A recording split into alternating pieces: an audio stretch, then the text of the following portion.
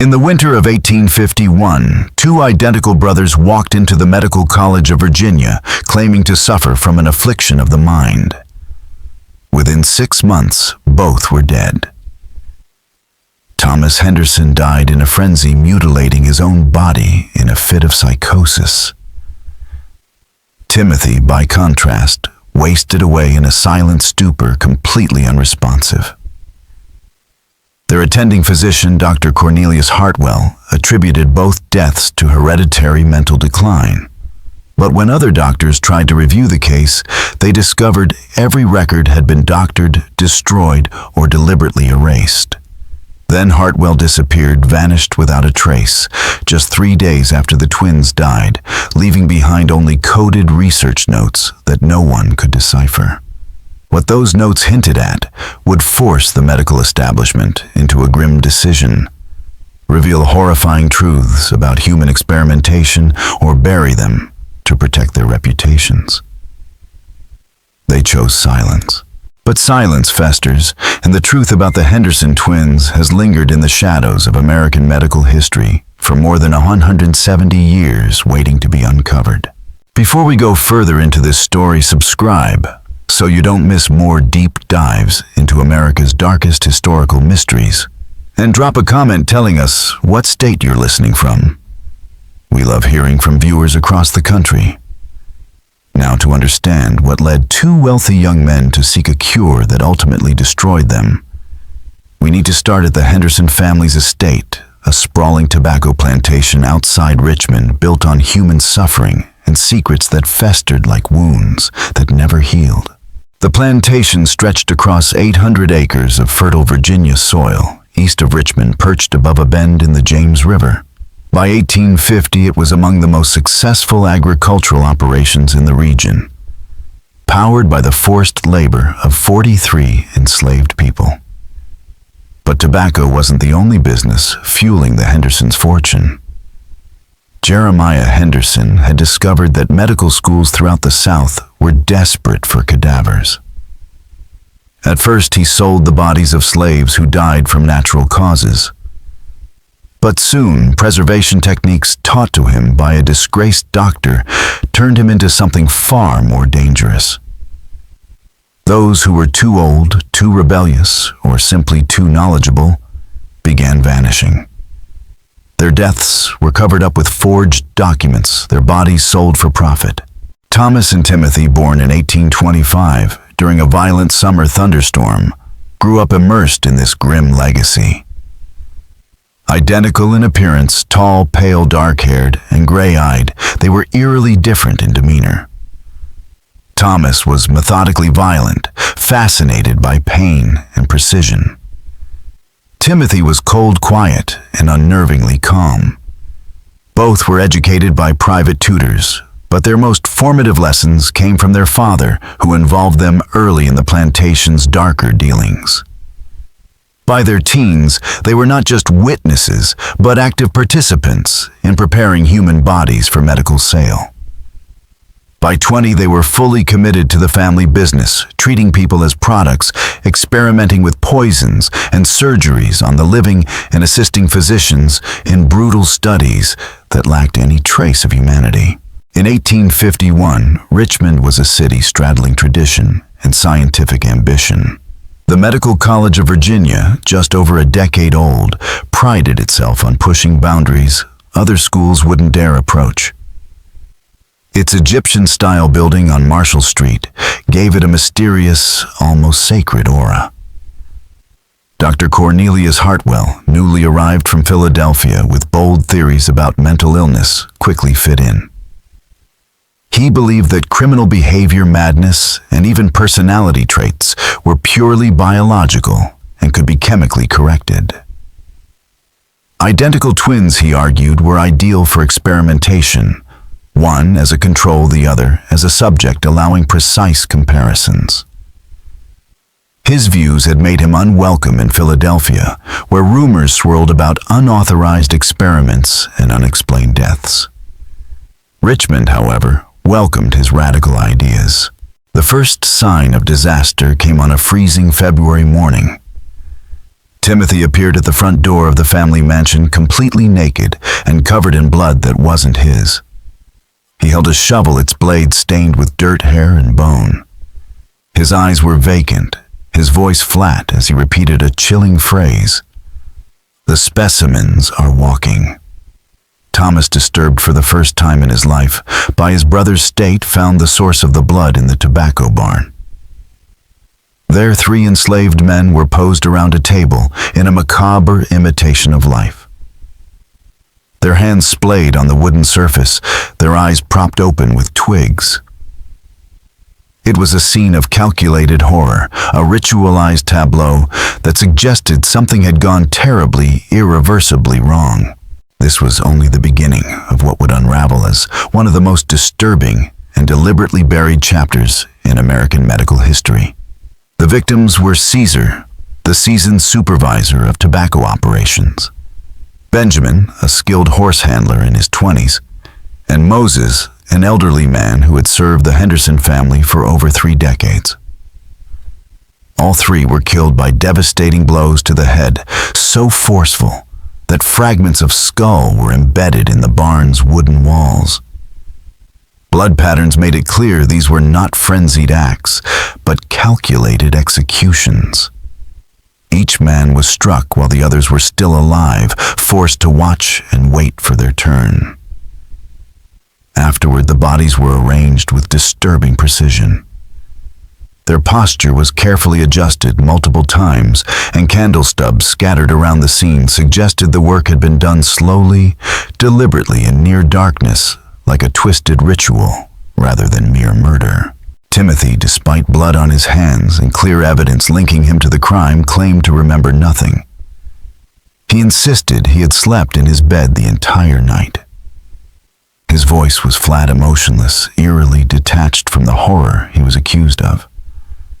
Thomas, usually his brother's protector and co-conspirator, was shaken. He'd seen Timothy react to violence before with excitement, curiosity, even pride. But now he was blank, unreachable, almost inhuman. For the first time, Thomas was afraid not of what his brother had done, but of what he had become. Jeremiah Henderson, driven more by fear of scandal than any sense of justice, buried the crime. He told other plantation owners that the 3 slaves had run away during the night, a lie that raised few eyebrows. He buried the bodies in an unused, swampy corner of the property, burned the clothing, and spent hours cleaning the blood-soaked barn. Yet the stains lingered. To cover for Timothy, the family claimed he'd been injured while trying to stop the supposed escape. But whatever had broken loose in Timothy's mind couldn't be contained. Within days, he was seeing things, phantoms he called specimens, that no one else could see. He wandered the house at night, whispering to the empty air, unable to sleep, convinced that something unnatural was watching him. Meanwhile, Thomas was unraveling in a different way. His dreams became vivid nightmares, visions of the murders from every perspective, as Timothy as the victims and as an observer. He woke drenched in sweat, certain he could still feel the impact of bone crushing under metal. At first, he was simply fascinated by the details, the mechanics of death, the sound of it, the final moments of thought. But fascination turned to desire.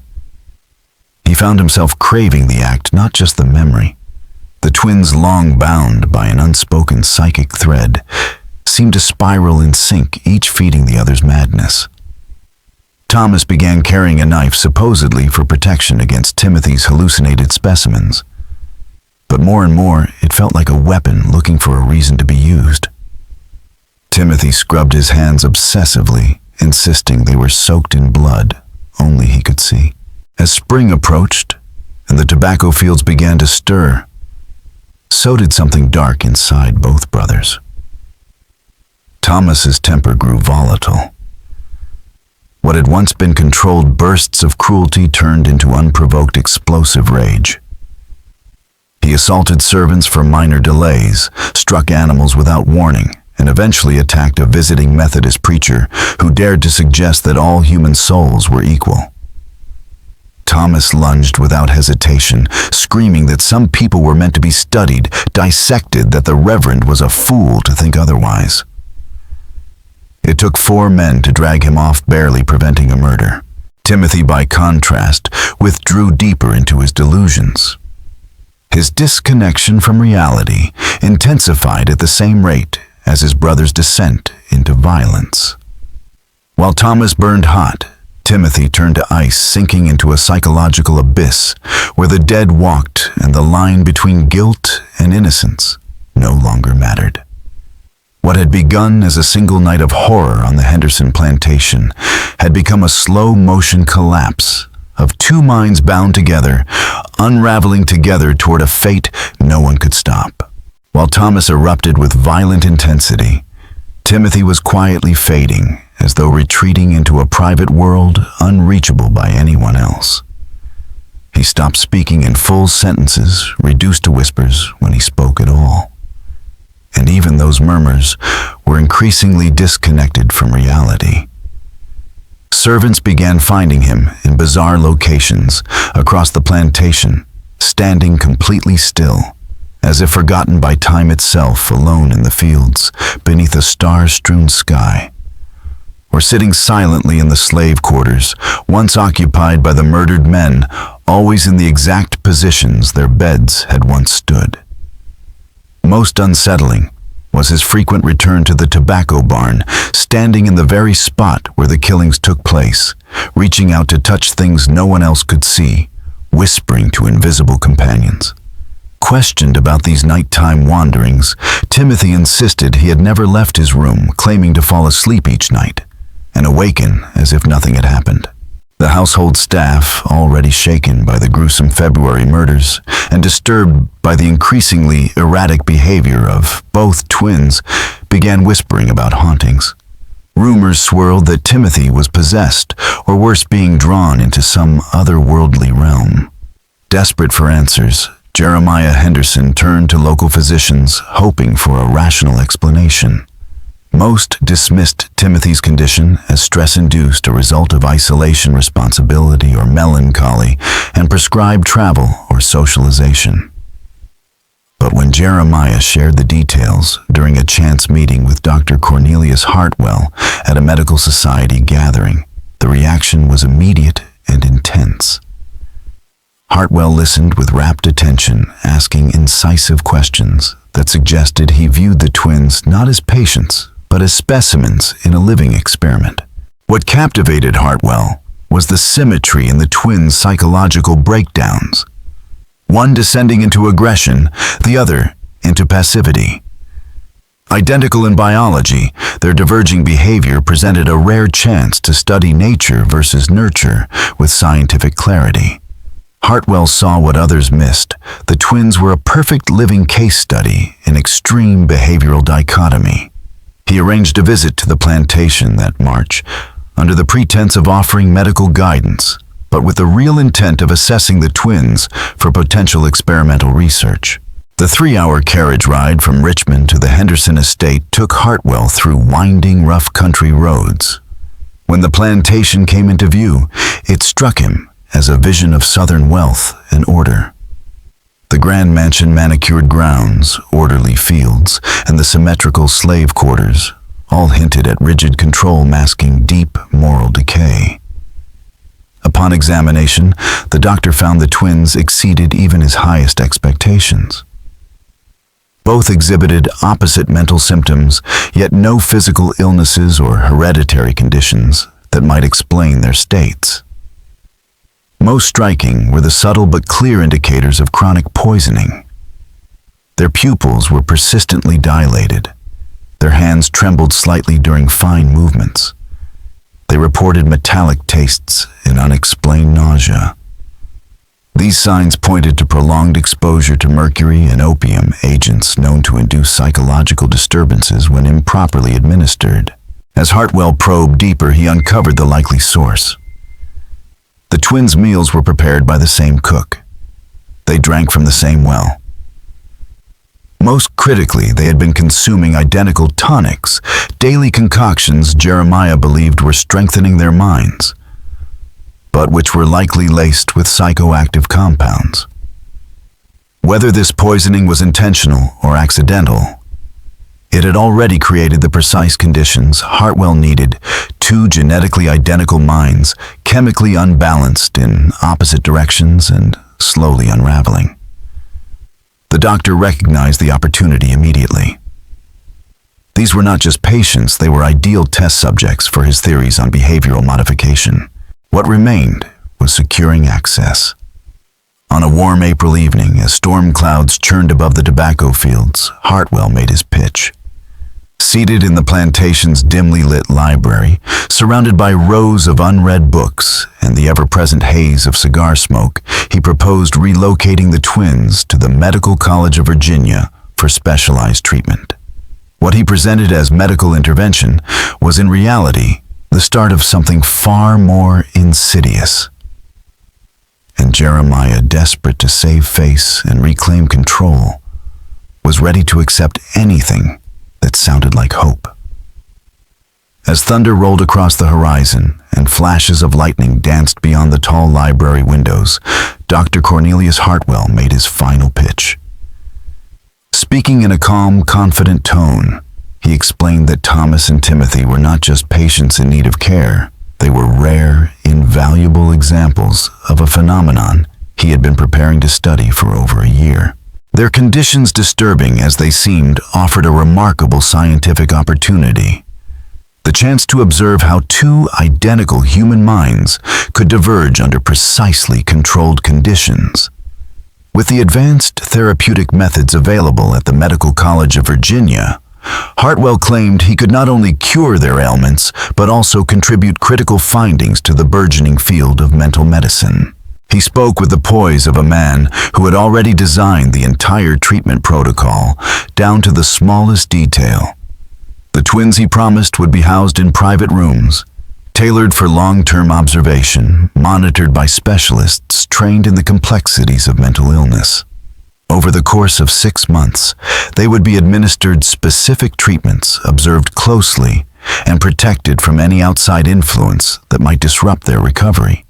At the end of this process, Hartwell guaranteed they would return home, not only restored but better refined by the experience, with deeper insight into themselves and the human mind. It would, he emphasized, make them wiser leaders and more capable men. Jeremiah Henderson, desperate to reverse his son's steady descent into madness and impressed by Hartwell's credentials, found the offer compelling. The doctor's language was steeped in science, his logic sound, and his demeanor reassuring. More than that, Hartwell's insistence that the twins' identical genetics made them ideal subjects appealed to Jeremiah's pride. This wasn't just about healing anymore. It was about legacy. His sons, his family would help unlock secrets that could benefit generations to come. But what Jeremiah didn't realize, what Hartwell kept carefully hidden, was that healing had never been the objective. Hartwell had already diagnosed the true nature of their condition and had no intention of curing them.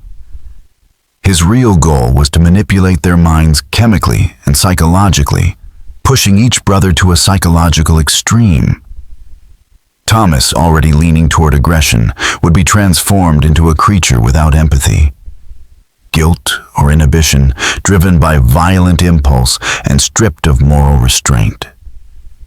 Timothy, slipping into passivity, would be molded into an empty vessel, completely compliant, devoid of identity, and psychologically broken. This wasn't treatment. It was transformation. The ultimate experiment. If successful, Hartwell would not only validate his theories about the biological origins of behavior, but also elevate himself as a pioneer in the emerging field of psychological engineering. On the morning of May 15th, 1851, Thomas and Timothy Henderson arrived at the Medical College of Virginia, escorted by their father and 2 family servants. A spring storm had turned the journey into a muddy ordeal, and the twins arrived in Richmond, pale, tired, and dazed.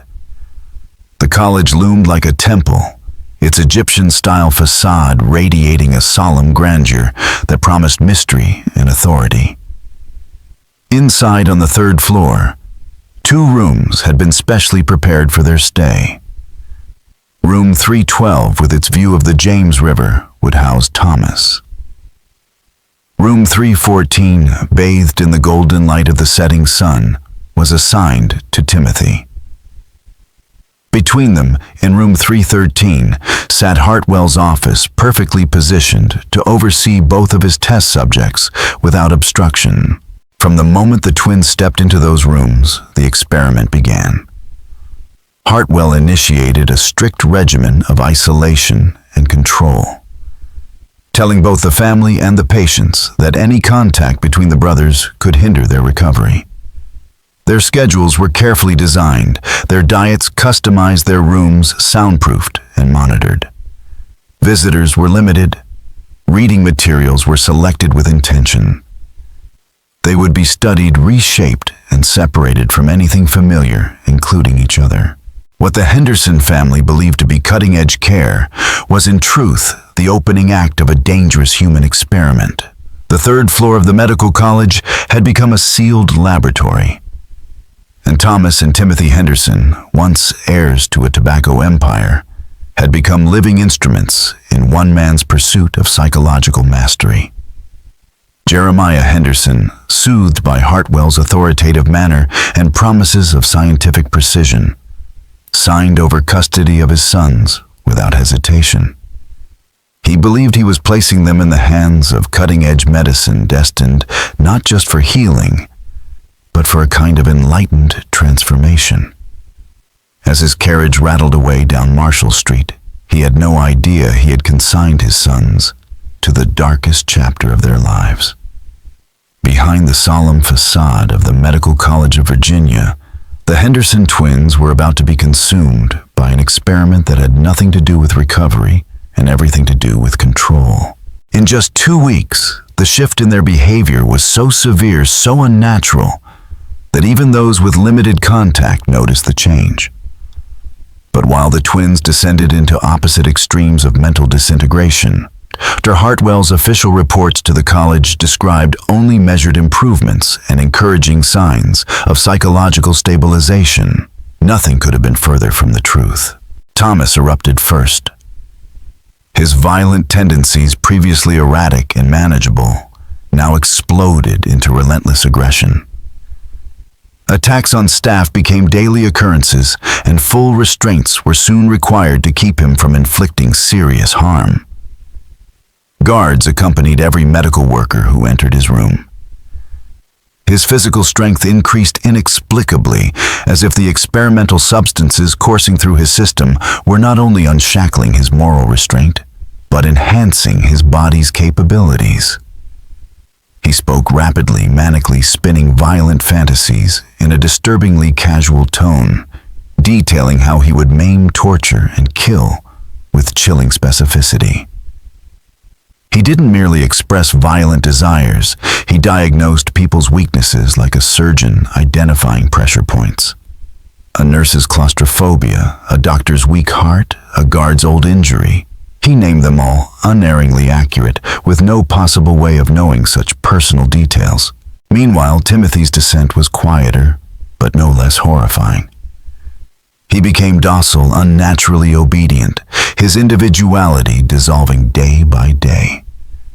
He complied with every command, no matter how humiliating, crawling, grunting, even eating off the floor when instructed. There was no protest, no hesitation, only mechanical execution. His speech dwindled to whispers, fragmented and incoherent, filled with fabricated people and places that bore no connection to the world around him.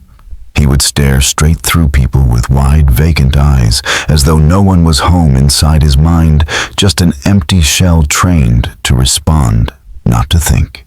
Dr. Hartwell documented every symptom, with obsessive rigor, scribbling encoded notes filled with data points, chemical dosages, behavioral markers, and theoretical speculations. But these weren't medical treatments, they were acts of weaponized chemistry. Thomas was bombarded with mercury-lead acetate and potent opium derivatives alongside experimental drugs obtained from Europe. The goal wasn't recovery. It was to obliterate his conscience, to erase empathy, to create a living, breathing predator.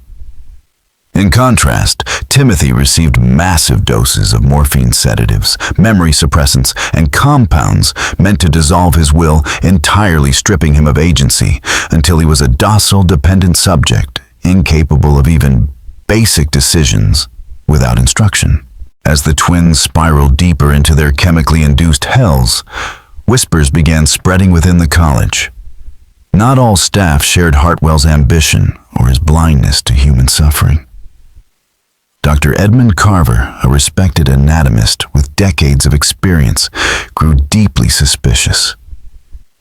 He noted the unusual medications, the secrecy surrounding Hartwell's lab, and the fact that no one else was allowed to review the doctor's files. When he asked to examine Hartwell's notes, he was rebuffed with warnings about confidentiality and threats that interference could sabotage patient recovery. One of the most horrified observers was Nurse Margaret Wickham. She had taken the assignment, reluctantly haunted by the memory of Thomas's attack on her father, Reverend Samuel Wickham. What she witnessed during her shifts left her shaken. Thomas strapped down, sweating and twitching, muttering in violent riddles. Timothy curled in the corner of his room, whispering about invisible voices and lost places unable to meet her eyes. It wasn't just sickness, something was being done to them. Something cruel. Something deliberate. Margaret, unlike the others, began to suspect the truth. The Henderson twins were not patients in treatment. They were test subjects in an unholy experiment. And Hartwell, with his coded notebooks and relentless ambition, wasn't curing them. He was rewriting what it meant to be human, one brother at a time. Nurse Margaret Wickham, disturbed by what she saw daily, began keeping her own secret journal, detailed records of Thomas and Timothy Henderson's worsening conditions. Her observations captured a level of psychological decay that no legitimate treatment could explain. Thomas had moved far beyond fits of rage. He now spoke fluently and with chilling enthusiasm about precise methods of torture and murder. He described in unnerving detail how to sever nerves to prolong agony, how to break bones to maximize pain, and how to keep a person alive while inflicting fatal injuries. These monologues were delivered with eerie politeness, his tone conversational and almost pleasant, as if discussing a new hobby. Timothy, on the other hand, had descended into a state of nearly vegetative compliance. He would not eat, drink, or even breathe deeply without instruction. Nurse Wickham discovered that she could place him in any position kneeling, sitting even crouched in unnatural poses, and he would hold still for hours, unmoving and unblinking. His speech slowed to near incoherence, and his answers to questions came only after long pauses, as though his consciousness had to travel a vast internal distance just to reach the surface. When injured, a burn from a lamp, a needle jab, he showed no reaction. He simply watched with detached interest, as if the body being harmed wasn't his own. The situation escalated in early September, when Dr. Edmund Carver, long skeptical of Dr. Hartwell's methods, witnessed him injecting Thomas with a thick, dark fluid that Carver identified as containing belladonna extract and mercury. Timothy, meanwhile, was receiving dangerously high doses of morphine mixed with unidentified substances that had never been tested in any known clinical capacity. Alarmed, Carver confronted Hartwell, demanding access to protocols and research documentation. Hartwell dismissed his concerns, claiming his treatments were based on cutting-edge European research and warning that American doctors were too timid to accept revolutionary breakthroughs. Carver's unease grew when he discovered Hartwell had been corresponding with controversial researchers in Germany and Austria, figures infamous for unethical human experimentation. Letters Carver managed to intercept suggested that Hartwell was preparing to publish his findings in European journals, where experiments euphemistically labeled extreme therapeutic interventions were gaining attention among fringe scientific circles. Then, on the night of October 12th, the unthinkable happened. Timothy Henderson vanished. His room was found unlocked despite strict security protocols. The bed had been slept in, his belongings were untouched, and no struggle was apparent. But Timothy, a man who could not move or speak without direction, was gone. Hartwell's explanation was absurd that Timothy, homesick, had attempted to walk 12 miles back to the plantation, despite not showing independent behavior for months. Alternatively, Hartwell claimed the disappearance might suggest Timothy had improved and planned an escape. But no evidence supported either theory. More troubling were the accounts of strange sounds heard that night. Metal scraping, whispered voices, and faint moaning coming from the basement storage areas. Investigators found nothing at first glance, but several rooms appeared newly cleaned and reorganized, an oddity in areas usually left to gather dust and decay. These inconsistencies only deepened suspicions that something had happened within the bowels of the college that night. Something horrific. Thomas's response to Timothy's disappearance was immediate and terrifying. Upon hearing the news, he exploded in a sustained 6-hour frenzy. He destroyed every object in his room, clawed deep gouges into the walls, and issued specific grotesque threats against every person who had ever entered his cell. He screamed about tracking down staff, torturing their families, and relished the idea of executing elaborate, extended punishments. During the outburst, he shattered restraints that should have been inescapable, demonstrating strength well beyond human norms. And then, just as suddenly as it began, the fury ended. Thomas asked in a calm, detached voice when he would see his brother again. His expression was blank, his tone normal. This sudden shift convinced several staff members that Thomas was no longer merely ill. He had been transformed into something else. Something unnatural, a creature sculpted by cruelty and chemistry. Any remaining doubt about the ethical violations occurring under Hartwell's care collapsed entirely 3 days later when a maintenance worker named Samuel Potts discovered the truth that would haunt him for the rest of his life. Samuel Potts, tasked with retrieving supplies for a chemistry class, never expected to become the witness to a nightmare. As he stepped into the Medical College of Virginia's basement storage area, a foul odor immediately struck him, one he recognized as decaying flesh, but tinged with the acrid sting of chemical preservatives.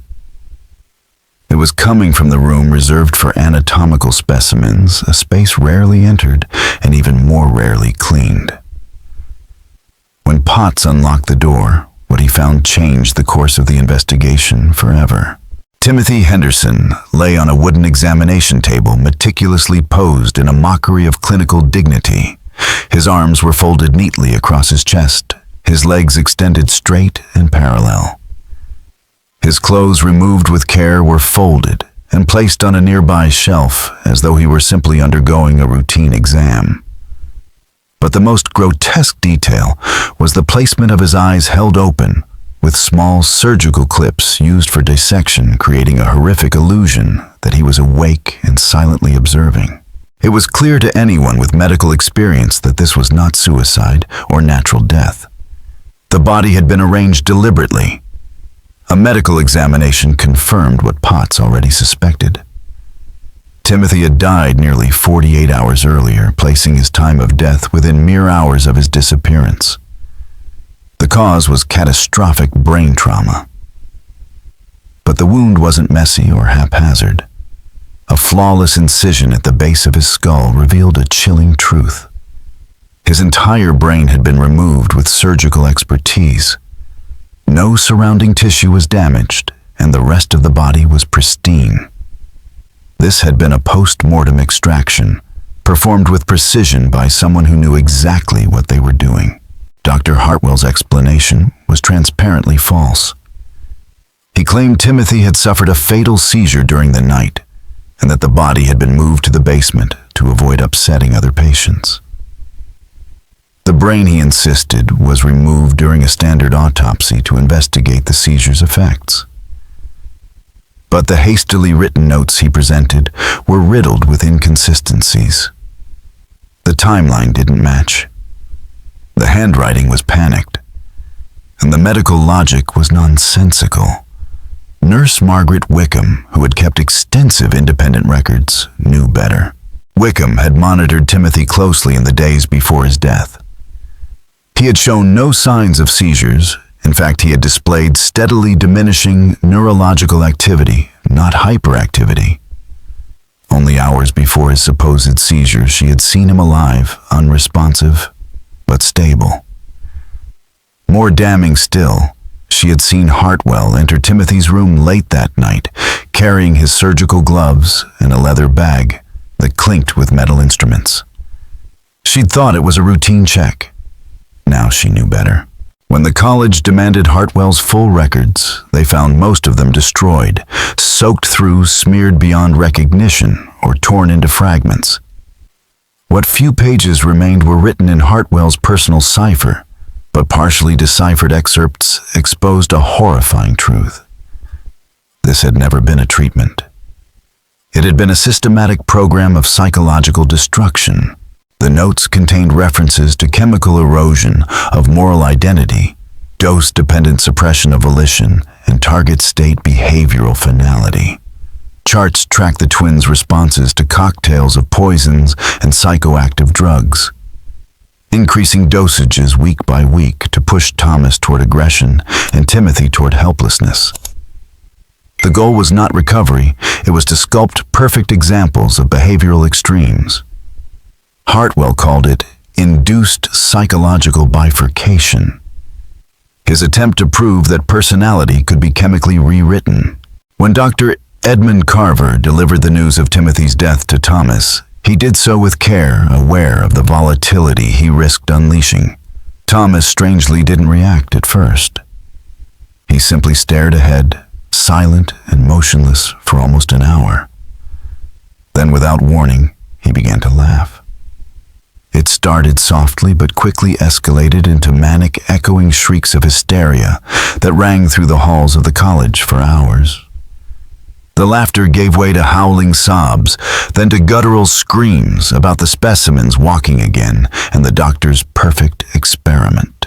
His breakdown was so intense that other patients had to be sedated.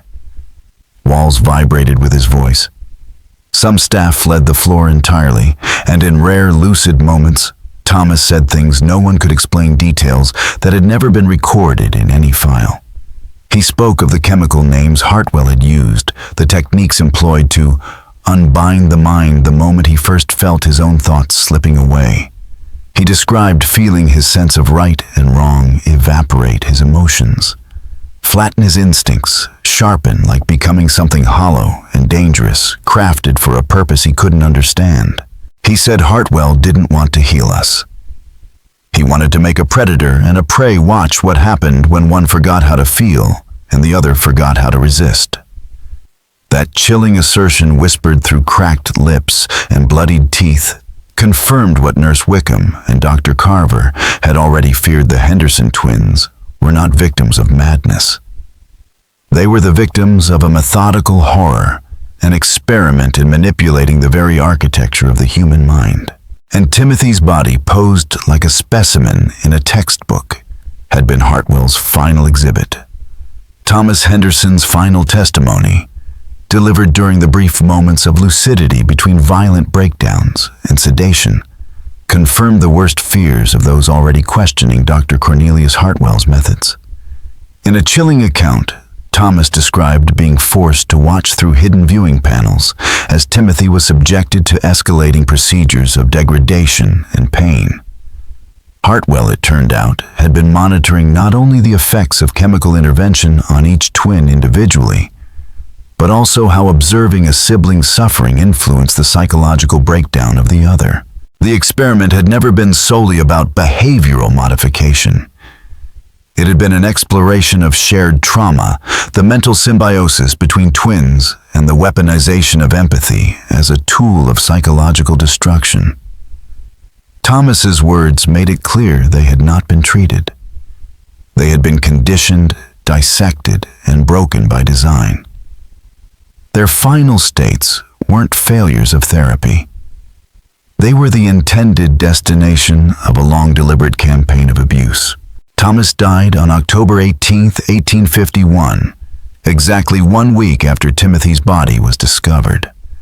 Though his death certificate listed the cause as acute mental exhaustion leading to cardiac failure. Those who witnessed his final hours knew better. Thomas suffered for 12 excruciating hours, racked by seizures, body temperature climbing to fatal levels, his heart pounding so fast it became unreadable, and breathing so shallow it seemed to stop altogether. These were not the symptoms of a mind succumbing to grief. They were hallmarks of lethal chemical poisoning.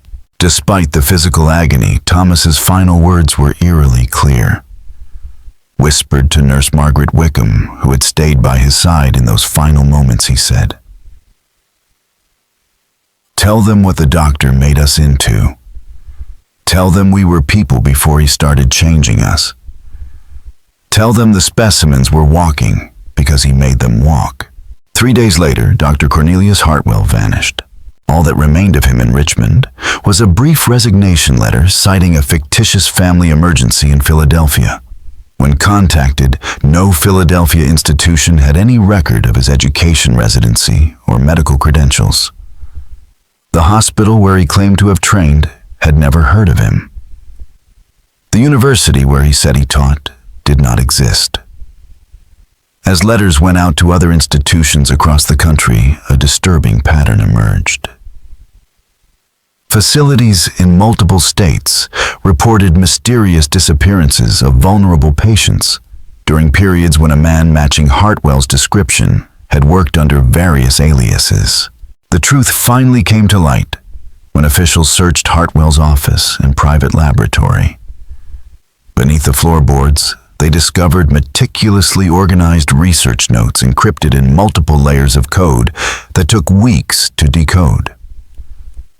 What they revealed was horrifying in its clarity and precision. Hartwell's plan had been calculated from the beginning. Thomas had been fed a concoction of mercury belladonna lead-based compounds and stimulants, all administered in carefully increasing doses meant to suppress empathy and amplify aggression. He was being turned into a predator, chemically sculpted to represent the apex of unrestrained violence.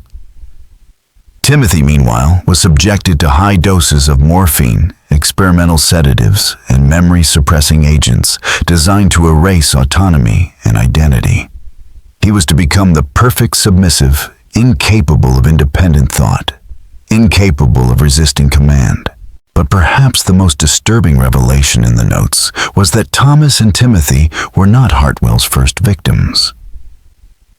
References to earlier experiments in multiple cities suggested a broader, more terrifying pattern. Hartwell had been using medical institutions across the country as hunting grounds for test subjects, blending in with faculty, exploiting trust, and vanishing before he could be caught. The twins were simply his most ambitious project, the clearest evidence of his belief that human personality could be fully deconstructed and rebuilt with chemicals, pain, and isolation. Even worse, his files included detailed observations on the emotional bond between the Henderson twins. Hartwell had intentionally ensured that they were aware of one another's suffering, believing that emotional proximity would intensify psychological breakdown. He used their love for each other as a weapon, turning it into a tool of mutual destruction. Faced with the enormity of Hartwell's crimes, the administrators of the Medical College of Virginia were presented with a terrible choice.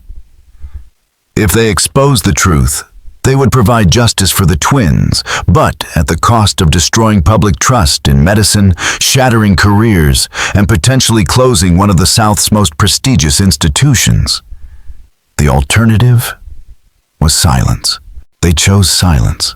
The college sealed all documentation related to the Henderson case. Access was restricted, requiring permission from 3 senior faculty members, a bureaucratic firewall designed to bury the truth under layers of institutional red tape. The basement room where Timothy's body had been discovered was permanently closed with falsified records citing structural concerns. Staff who had witnessed any part of the events were forced to sign legal agreements forbidding them from speaking out. Those who refused were dismissed. Those who violated their agreements faced criminal charges under the guise of breaching medical confidentiality.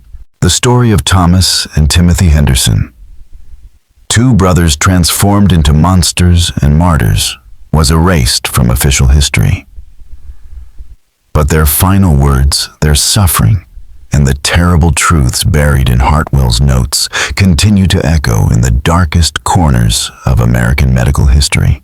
And in certain archives sealed behind locks and codes, the specimens are still walking. Several staff members, including Nurse Margaret Wickham, chose to resign rather than remain complicit in silence. Though bound by legal agreements, Wickham confided the truth to her sister before leaving Richmond for a hospital post in Baltimore. Dr. Edmund Carver, tormented by his hesitation to act sooner, embedded coded references to the case in his personal journals entries discovered decades later among his effects. Maintenance workers, guards, and other staff whispered dark rumors of strange equipment found in Hartwell's lab of chemicals with no known purpose of Thomas's unnatural strength and the horrifying things he claimed had been done to him and his brother. Though officially suppressed, the story of rooms 312 and 314 refused to stay buried. Whispers leaked into Virginia's medical community, spreading quietly. From doctor to doctor, student to student, always denied in public, always remembered in private. The Henderson case became a cautionary tale, passed behind closed doors, a grim parable of ambition, unchecked by conscience. Over time, it grew into legend. Some versions focused on Hartwell's chemical experiments, others on the emotional collapse of the twins, or on the deliberate cover-up orchestrated to protect the college's reputation. By the 1880s, the story had become part of the unofficial oral history of American medical education. It was cited in hushed tones whenever researchers discussed the dangers of unregulated experimentation. And it coincided with the emergence of more formal ethical protocols for human subjects. Policies implemented without fanfare, without admitting what had prompted them.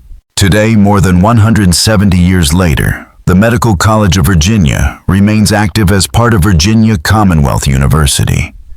The Egyptian building still stands, its facade unchanged, a monument to forgotten secrets.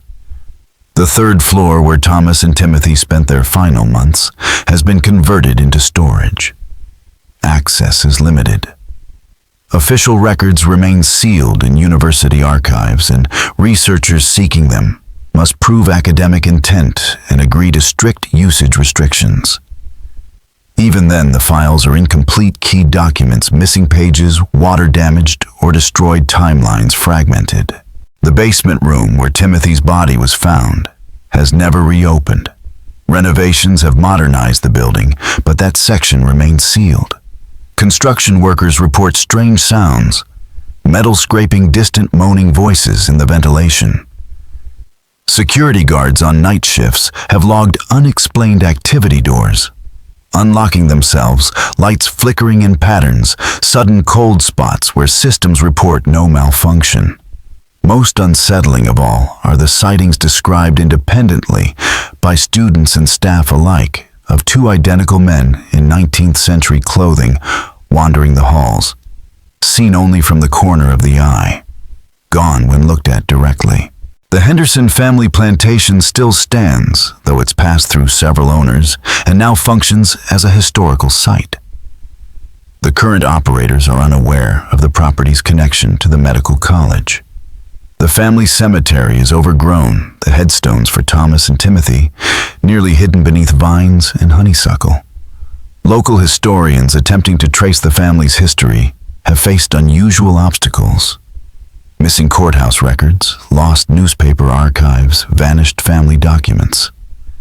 Dr. Sarah Collins of the Virginia Historical Society spent 15 years researching the case, only to abandon the effort in 2018, stating in her final report that the pattern of evidence removal suggested ongoing institutional involvement spanning generations. So what do you think? Could these experiments really have taken place in 1851, in an era before ethics committees, when medical regulation was loose and human rights protections non-existent? Were the Henderson twins real victims of a hidden chapter in American medical history, or has the legend grown beyond what the facts support? Could Hartwell's techniques, awful as they were, have been possible with the chemical knowledge of the time? And perhaps most importantly, are there other stories like this, hidden in dusty archives and forgotten journals, waiting for someone brave enough to ask the right questions? Let us know in the comments. Whether you believe the Henderson case was history or horror story, or both. If this investigation disturbed and fascinated you as much as it did us, subscribe to the channel for more deep dives into America's darkest secrets. Tap the notification bell so you never miss a release, and share this video with someone who isn't afraid to question the version of history we've been taught to accept. Because sometimes the most terrifying stories are the ones that powerful institutions refuse to acknowledge ever happened. And sometimes the line between medical progress and human suffering is only visible after it's already been crossed. The Henderson twins may be gone, but the silence that followed them continues to echo. Thank you all very much for watching my video until the end. I sincerely appreciate it, and I look forward to seeing you in the next video.